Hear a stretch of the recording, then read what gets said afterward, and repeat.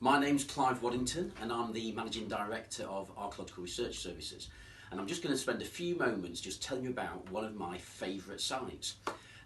In the last 15 years, if I look back and think which was a site that probably grabbed me the most, it is quite a tough choice, but one of them certainly is our site at Low Hauxley. This site was on the Northumberland coast and it was quite extraordinary for several reasons. It was eroding out of the cliff face, and what we'd got was a whole series of sediments in a kind of layer cake formation, and we've got archaeological remains from the late glacial period all the way through to the modern period, just layered on top of each other in different layers, and the preservation was just unbelievable.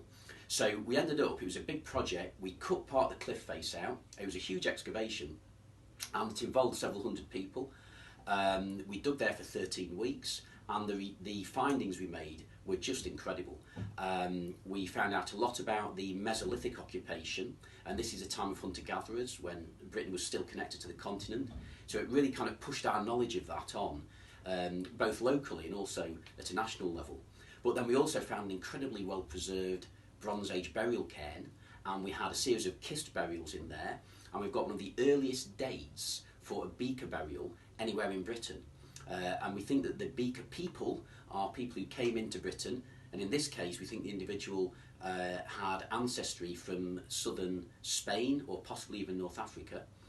So his ancestors would have come from there, but he likely came over from the Rhineland, and he had a Rhineland style beaker buried with him. And these are the first metal workers, so they're bringing their knowledge of metalworking to Britain as well. So that was fascinating. We had some lovely rock art that had been placed into that, just above that burial as well. But we then also had Bronze Age remains, we had an Iron Age settlement that continued into Roman times, and then above that we had medieval remains, and then all the way through to the early 20th century. A remarkable site and one of my favourites.